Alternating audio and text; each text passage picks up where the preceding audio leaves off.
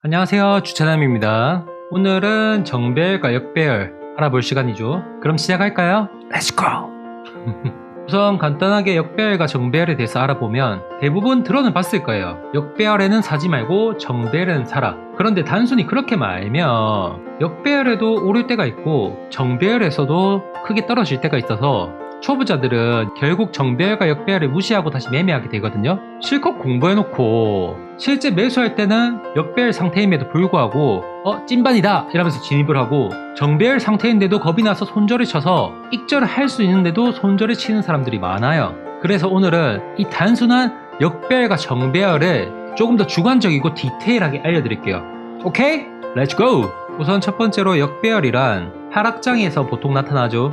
주가가 이렇게 계속 하락을 하면 단기 평선이 장기 평선을 뚫고 내려올 거고, 그리고 중기 평선이 또 장기 평선을 뚫고 내려와서 결국은 장기 평선이 제일 위에 위치하고, 중기 평선이 장기 평선 밑에 위치하고, 그리고 단기 평선이 중기 평선 밑에 위치하고. 그래서 역배열과 정배열 매매를 하려면 첫 번째로는 세 가지 이동평균선을 설정을 해야 돼요. 그래서 최소 3개의 이동평균선이 있으면 그 3개의 이평선이 장기, 중기, 단기 이평선이 돼서 역배열 상황과 정배열 상황을 알 수 있는 거예요.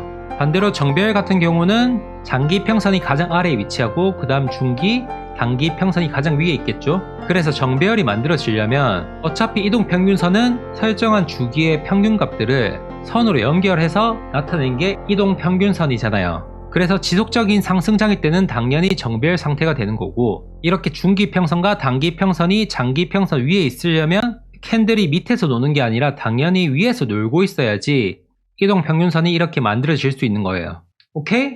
그럼 또 묻겠지. 선생님, 정배열이 어떻게 생겼고 역배열이 어떻게 생겼는지 알겠어. 단기 평선은 며칠에서 며칠 주기를 말하는 거고, 장기 평선은 또 며칠에서 며칠 주기를 말하는 거예요.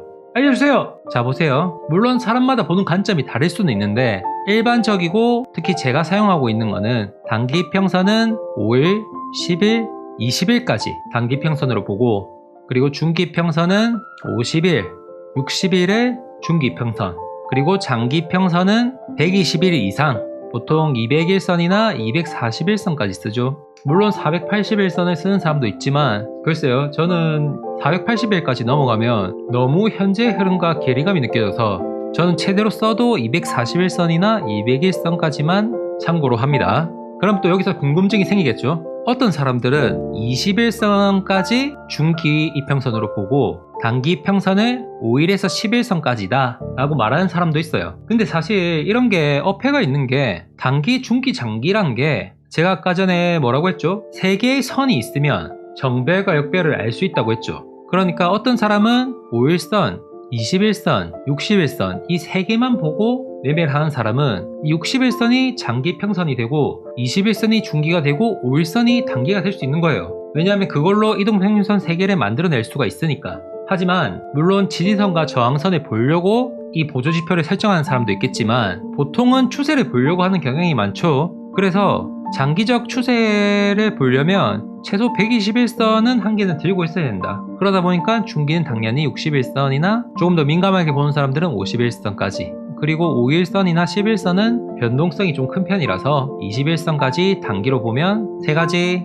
이평선이 만들어지죠. 그럼 기본적인 내용은 숙지했을 거고 이제 좀 더 디테일하게 들어가겠습니다. Let's go! 우선 역배열 구간부터 시작할게요. 역배열 구간은 이 빨간색 선이 주가라 생각하면 이렇게 주가가 떨어지겠죠. 떨어지니까 이동평균선도 따라서 떨어지면서 역배열로 만들어지는 거예요. 그러니까 역배열 구간에서는 지속적인 하락세를 이어나가는 시기이기 때문에 당연하게 매수를 하지 말라고 하는 건데, 초보자들이 왜 매수를 하냐? 그 이유가 이렇게 떨어지다가 한 번씩 반등을 해요. 그러니까 이렇게 반등을 하면서 21선을 뚫고 올라가거나 61선을 뚫고 올라가니까 반등 시작인가?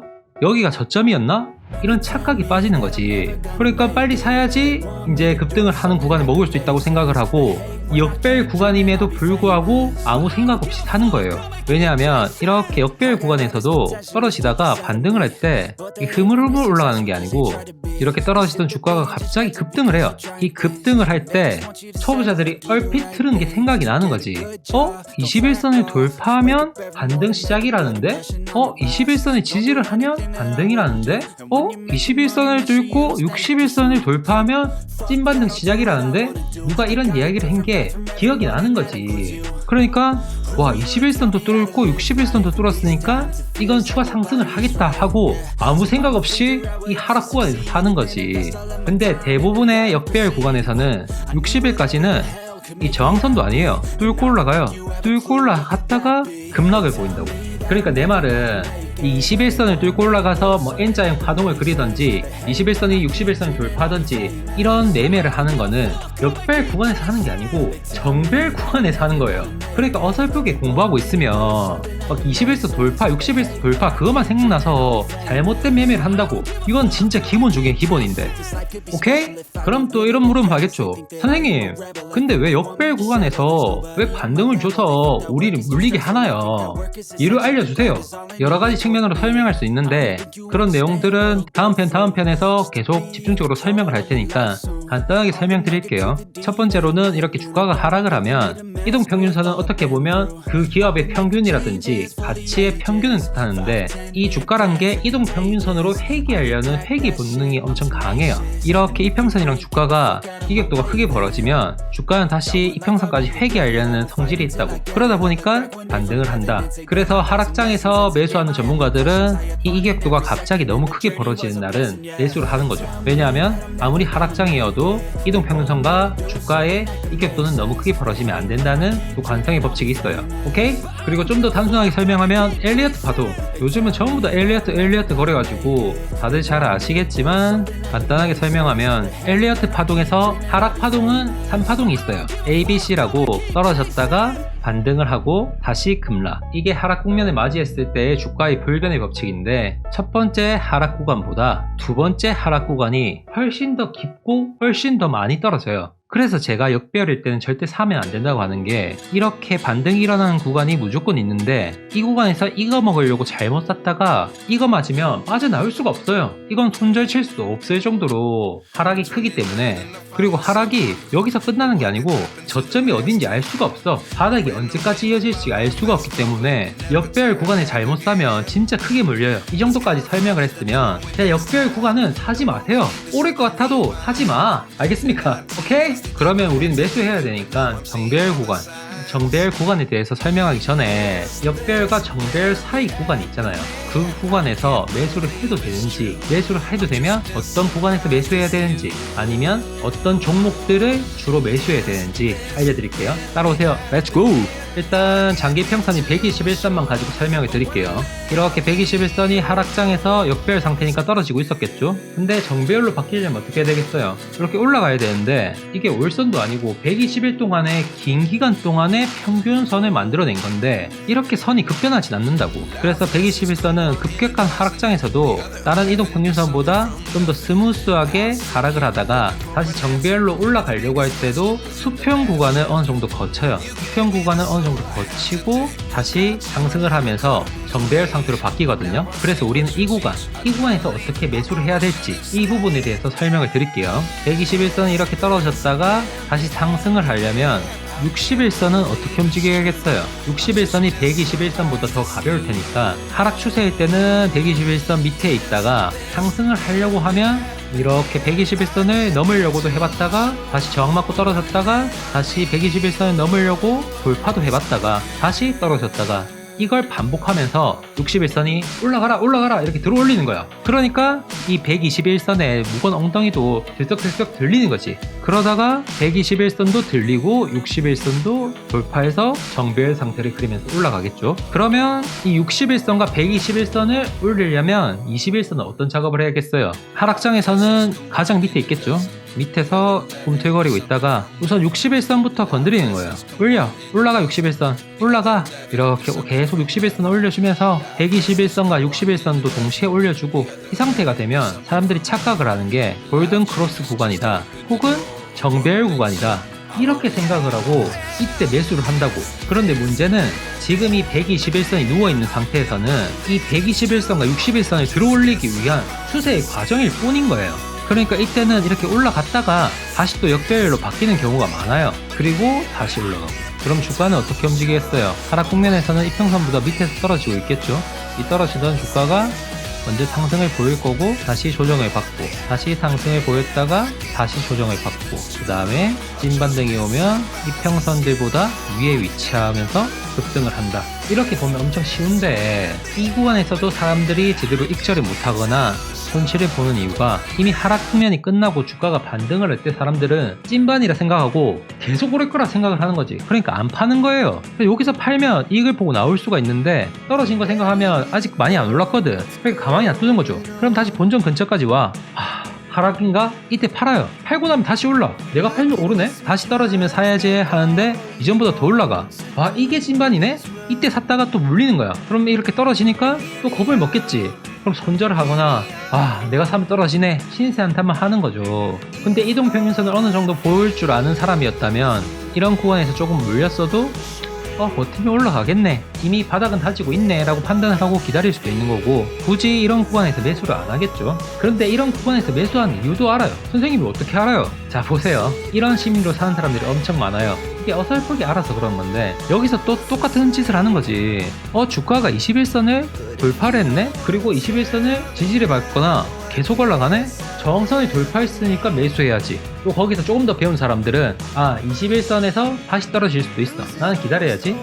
61선 터치를 했네? 근데 뚫고 올라가네? 찐반이다. 또 요때 매수하는 사람들, 조금 더 보수적으로 접근하는 사람들은 아직 잘 모르겠는데 조금 더 봐야겠다, 아직 역배열 상태였잖아, 이렇게 보고 있는 거죠. 근데 주가가 121선을 넘겼어. 그럼 인터넷에서 막 설명하는 사람들이 21선 돌파보다 61선 돌파가 더 의미가 있고 61선 돌파보다 121선 돌파가 더 의미가 있습니다. 왜냐하면 그만큼 더 큰 저항선을 뚫고 올라갔기 때문에 이건 찐반의 확률이 크다, 이런 얘기를 막 하는 거죠. 그러니까 그 사람들이 말이 맞네, 찐반이네, 계속 오르네 하고 여기서 사는 거지. 근데 찐반인 줄 알았는데 떨어지는 거야. 그러니까 손절. 그랬는데 다시 오르네? 이것 때문에 자기가 사면 떨어지고 자기가 팔면 오르고 이걸 무한반복으로 느끼는 거예요. 그러니까 내 말은 이런 이평선의 저항선을 뚫고 올라가야 되는 건 맞는데 아무 때서나 이 법칙을 적용시키면 되는 게 아니라 진짜 반등이 일어날 타이밍에 들어가는 거라고. 그러니까 진짜 반등이 일어날 때는 이 21선을 뚫고 올라갈 때 사면 엄청 크게 먹겠죠. 61선 돌파할 때 사면 이때도 크게 먹겠죠.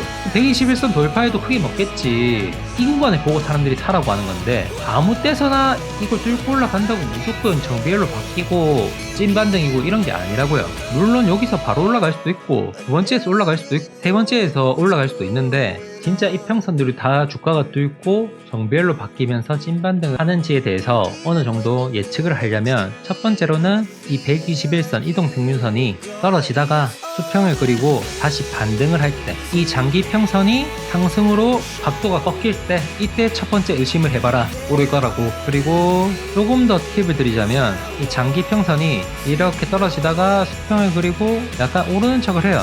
그러면 지금 오르겠네 라고 생각을 하는데 보통 이렇게 오르는 척 하다가 다시 약간 하방을 그려. 그래서 두 번째나 세 번째에서 보통 이렇게 찐반등이 나오거든요. 그러니까 기간이 걸리는 거지. 그래서 61선도 이렇게 역배열 상태에서 정배열 상태로 넘어갔다가 골든 크로스가 나타나죠.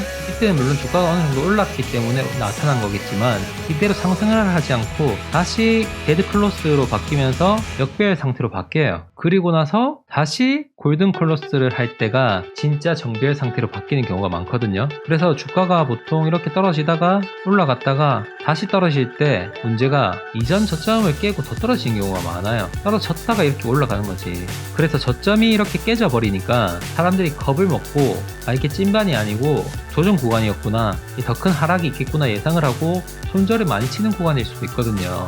그래서 사실 방법은 두 가지죠. 빠른 손절을 해서 손실을 최소화로 하고 나갔다가 다시 저점을 잡든지 아니면 존버를 하든지 아니면 물타기를 하든지. 물론 타점을 잘못 파악했으면 추가 하락이 있을 수도 있고 파산이라든지 악재가 크게 쏟아지는 상황이면 사실 차트가 의미가 없겠죠. 모든 매매법에는 100%가 없기 때문에 여러가지 복합적인 부분을 잘 보고 판단을 잘해야 돼요. 그럼 또 이렇게 생각하겠죠. 그럼 이런 걸 왜 보지? 이런 걸 왜 공부해요? 생각할 수 있는데 안 맞는 경우도 있지만 맞을 경우에는 보통 이런 매매 이론대로 움직인다는 거지. 이런 이론도 없으면 지금 사야 될지 말아야 될지 어떻게 결정을 합니까? 물론 뭐 가치 투자, 난 가치 투자를 한다, 이런 사람들은 이런 공부를 안 하면 되는데, 실제로 기업의 가치를 보고 투자하는 사람들도 이런 기본적인 타점 잡는 방법은 공부를 해요. 이게 무슨 게임 돈으로 장난으로 하는 것도 아니고 진짜 본인 자금으로 하는 건데 진짜 공부 많이 해야 됩니다. 이 정도까지만 말할게요. 오케이? 방금 전 내용이 좀 중구난방이어서 이해가 안 갈 수도 있는데 중요한 내용 좀 많이 나갔어요. 그리고 진짜 마지막으로 아까 전에 설명을 못해서 지금 설명드리는 건데, 이렇게 121선이 이제 역배열에서 떨어지다가 정배열로 가기 전에 이렇게 횡보하는 구간이 있다고 했잖아요. 그때 이 121선을 올리기 위해서 주가는 계속 상승과 하락을 반복하면서 이 이평선들을 계속 위로 각도를 꺾어 올리는 작업을 한다고 했었죠. 그러면 사람들이 또 이런 의문을 가질 거예요. 선생님, 아닌 경우가 더 많던데요? 이게 제 옛날 강의를 안 봐서 그런데, 제가 옛날에 주식에는 코스피랑 코스닥은 다르게 움직인다, 즉 우량주랑 잡주식들은 움직임이 다르다, 그리고 코인에서도 비트코인처럼 근본코인과 알트들은 움직임이 다르다, 이 말을 했었죠. 이전 영상 그냥 찾아보라 하고 싶은데 간단하게 설명하면, 우량주들은 세력들이 자기들 마음대로 매집을 하거나 계속 하방에 눌러놓을 정도로 규모가 작지가 않아 시총이 크다는 거지. 그리고 기업의 가치도 워낙 확실하기 때문에 자기들 마음대로 기업의 가치를 저평가시킬 수가 없다고. 그러니까 단순하게 이렇게 하락을 할 때는 보통 공매도 때문에 하락을 하는 경우가 많겠죠. 물론 뭐 비트코인의 악재가 터지거나 기업의 가치가 하락하는 경우도 있겠지만, 그럴 때 공매도가 보통 일어나고 떨어진 주식은 쇼커버링이 일어나기 때문에 반등을 하죠. 그래서 우량주들은 V자형 파동을 그리면서 움직여요. 그래서 이렇게 121선이 횡보하는 구간에서도 누워있지 않고 이렇게 V자형 패턴을 그리면서 상승 추세로 전환이 된다고. 근데 알트들이나 세력들이 갖고 노는 잡주들은 이렇게 투매로 엄청 떨어뜨렸다가 움직임이 없어요. 그냥 일자로 쭉 가거든요. 사람들이 지쳐 나가 떨어질 때까지. 그러고 올리는 척 하다가 다시 개미 더 흔들어서 그냥 멘탈 흔들고 사람들이 빠져나가게끔 하고 급등을 낸다고. 그래서 이렇게 떨어진 시기보다 이렇게 매집하는 구간이 엄청 길어요. 거의 3-4배 정도 길다고 보면 되는데, 그러니까 사람들이 이 매집 구간 동안 기다리다 지쳐가지고 자기 본질 근처에 오고 그냥 팔거나 손절하고 나간다고. 그래서 이런 거 많이 보죠. 세력이 매집했는지 안 했는지 확인해라 하면서 이렇게 일자로 가던 주식이 하루만 탁 튀었다가 떨어졌다가 또 한 달 있다가 갑자기 급등했다가 떨어졌다가 이때 매수했네, 매집을 계속 하고 있네, 아니면 한 번에 쉽게 올릴 수 있는지 확인 작업을 하고 있네, 이런 얘기를 많이 하잖아요. 이게 알트들이나 이제 잡주들은 세력들이 작업을 할 수 있기 때문에 이렇게 이상한 그림을 그리면서 움직이는 거고, 삼성전자라든지 비트코인 이런 경우는 보통 이런 횡보 구간에서도 상승과 하락을 반복하면서 지그재그로 움직인다. 그래서 비트코인에서도 보면 이렇게 급락을 하고 나서 이렇게 급등을 하기보다는 떨어졌다가 찐반인가 싶었는데 다시 저점 근처까지 떨어졌다가 다시 올렸다가 이걸 한 3-4번 반복하고 더 떨어지는 경우도 있겠지만 이렇게 찐반등이 나오는 이런 차트를 많이 봤을 거예요. 물론 모든 종목들은 특이 케이스가 있긴 합니다. 그리고 이전에 이랬다고 무조건 다음에도 이럴 거다 이런 100%가 없기 때문에 언제나 의심을 하고 이상하다 싶은 거는 안 건드리는 게 맞아요. 왜냐면 우리는 안 읽고 안전하게 계속해서 버는 방법을 연구해야 된다는 거지. 오케이? 자, 그럼 이제 정배열 구간. 정배열 구간에서 매수를 해라고 했죠. 드디어 정배열 구간에 왔어요. 기분 좋게 봅시다. Let's go! 일반적으로 정배열 구간에서 매수를 해라고 하는 이유는 이런 21선, 61선, 121선이 역배열 구간에서는 저항선이 됐지만 정배열 구간에서는 지지선이 되기 때문에 주가가 떨어지려고 해도 방어를 해줘요. 21선에서 방어를 해주고 떨어져도 61선에서 방어를 해주고 아니면 121선에서 또 방어를 해주고 이렇게 방어해주는 구간이 많기 때문에 물리는 일도 없고 또 우상향 구간이기 때문에 사놓으면 올라요. 이만큼 좋은 시기가 어딨어. 그래서 일반적으로 진짜 정배열이 시작됐을 때는 매수를 하면 웬만큼 익절을 하죠. 근데 또 이렇게 설명을 하면 이 강의를 볼 이유가 뭐가 있겠어. 그래서 조금 더 디테일하게 들어갈게요. 조금 더 상황을 연출해 보자고. 보통 사람들이 정배열 구간을 발견을 했다. 그게 언제겠어요? 이 바닥이겠어요? 아니죠. 이 바닥에서는 의심하고 있을 거라고.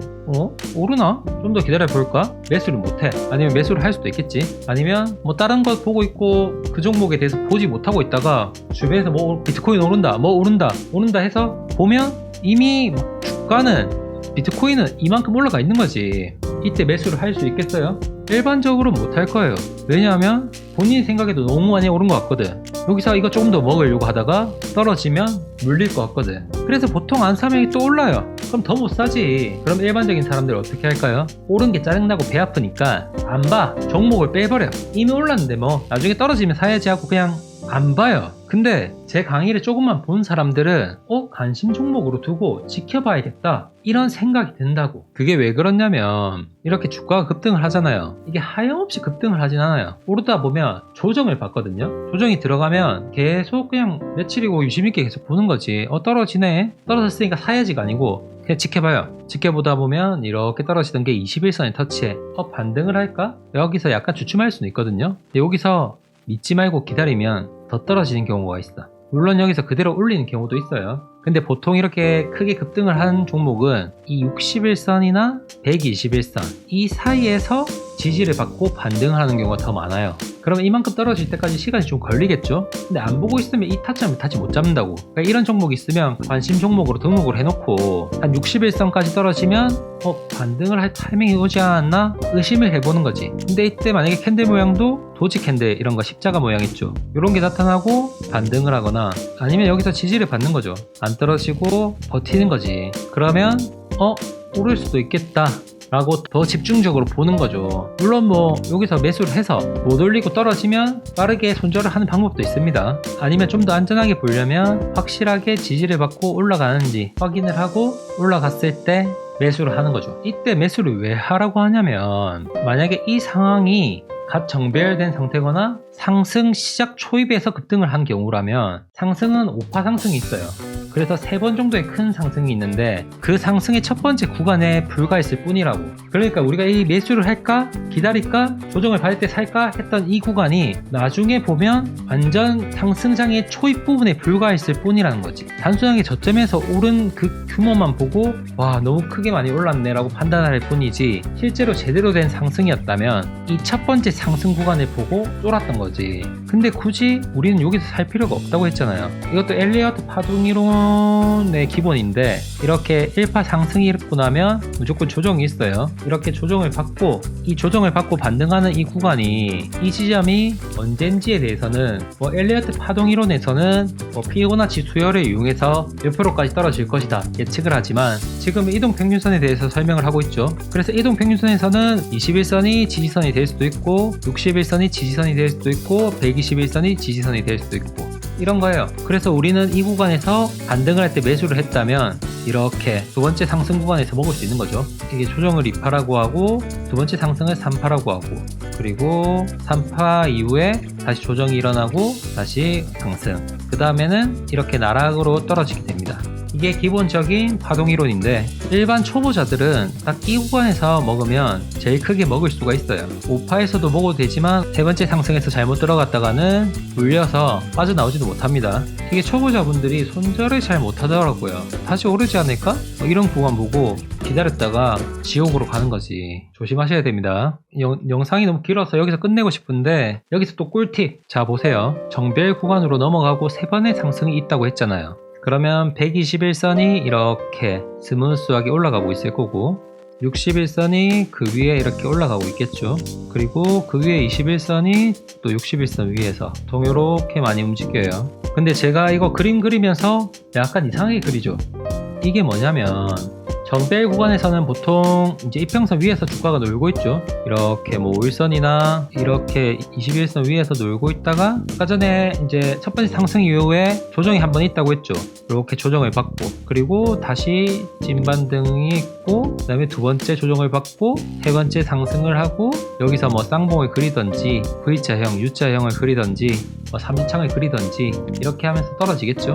이렇게 해서 상승과 하락이 마무리가 되는데 다른 데서 찾아보면 이런 말을 많이 할 거예요. 장기평선과 중기평선과 단기평선이 모이는 그 지점에서 매수를 할 타이밍이 왔다. 이때 매수를 해라. 아니면 이 초록색깔 21선이 이 노란색깔 61선을 하회할 때, 즉 아래로 돌파를 했을 때 그때 매수를 하면 다시 반등을 하면서 급등을 먹을 수 있다. 이런 이야기를 들어봤을 건데 사람들이 단순하게 그냥 그런 설명만 하니까 일반 시청자들은 이게 모일 때 그냥 사면 되는구나, 아니면 장기 평선을 뚫고 내려갔을 때 매수를 하면 큰 돈을 벌겠구나, 이런 착각에 빠져서 하락장이 시작될 때 막 사고 이래서 크게 물리거나 왜 이때 샀는데 더 떨어지지? 자기 탓만 한다고. 이게 한 가지만 설명을 해줘서 그래요. 그 이유에 대해서 좀 더 자세하게 설명을 들었으면 한 번 더 생각을 하고 매수를 할 건데, 그 한 가지 더 설명을 지금 드릴게요. 이 구간하고 어떻게 나온 거냐면, 첫 번째로 정배열일 때 이렇게 모이면 사라, 이런 말과 비슷한 건데, 이 모일 때 사라는 말이 제가 아까 말했잖아요. 상승은 1파 상승하고 2파 조정이 있다. 이 조정 구간이 오면 당연히 주가가 하락하니까 이동평균선이 눌릴 거잖아요. 그러니까 이렇게 모여드는 거고, 조정이 끝나면 아직 두 번의 상승이 더 남았으니까 다시 큰 급등이 나오겠죠. 그러니까 이때 사면 오르는 차트가 많다고. 그러니까 첫 번째 조정 구간에서 매수를 하고, 그러면 보통 3파, 이게 3파인데 두 번째 급등 구간은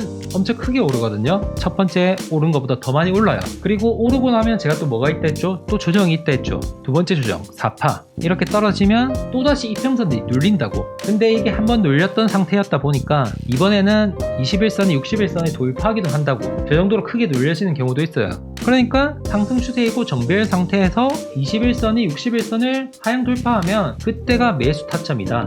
그게 맞는 말이긴 하거든요. 근데 이게 4파 조정이 왔기 때문에 이때 매수를 해라는 거지, 그냥 아무 때서나 하향 돌파할 때 사란 말이 아니에요. 왜냐면 이때 사면 다시 이제 5파 마지막 상승이 있는데, 이 마지막 상승은 최고 꼭지 머리예요. 이 다음에 어떻게 되겠어요? 보세요. 주가가 제가 이때부터 하락을 하는데 한번 하락을 하다가 다시 기술적 반등이 일어났다가 그 다음에 급락이 일어날 거라고 했죠. 그러면 그동안 121선 장기 평선은 이게 급락을 한다고 따라서 이렇게 급락을 하는 게 아니라 앞에서 올라갔던 거랑 전체 평균으로 점을 만들기 때문에 이 꺾이는 추세가 좀 느려요. 이제 떨어지려나 보다 하면서 이렇게 위에서도 횡보를 하면서 슬렁슬렁 떨어지기 시작한다고. 그리고 61선은 그래도 121선보다는 조금 더 많이 떨어지겠지만 앞에서 오른 평균도 있기 때문에 이렇게 약간 좀 더 완만하게 떨어지겠죠. 근데 21선은 20일이라는 짧은 기간의 평균값이기 때문에 더 빠르게 급락을 한다고. 이렇게 급락을 하는데, 그러면 초보자들은 무슨 실수를 하냐면, 아직 장기이동 평균선이 제일 아래에 있고, 그 다음에 61선 중기이동 평균선이 중간에 있고, 단기이동 평균선이 제일 위에 있었잖아요. 근데 단기이동 평균선이 21선이 61선을 돌파를 하니까 이 지점이 또 매수 타점이라 착각하고 이때 매수를 하는 거야. 이때는 날아가는 시작인데 이 구간이랑은 전혀 다르다는 거지. 그러니까 이런 눌림목 자리 매매를 하려면 이게 상승 초입인지 아니면 상승 끝물인지 이 정도는 볼 줄 알아야지 이런 매매법을 쓸 수 있는 자격이 된다는 거죠. 공부 많이 하세요. 저도 많이 할 테니. 오늘 정배열과 역배열 엄청 짧아서 내용 없을 줄 알았는데 평소보다 분량이 길 것 같아 걱정이네요. 그럼 다음 시간에는 골든 크로스랑 데드 크로스, 그리고 시간 남으면 그랜비엘의 8법칙까지 진행을 할게요. 그럼 구독과 좋아요 부탁드립니다. 안녕.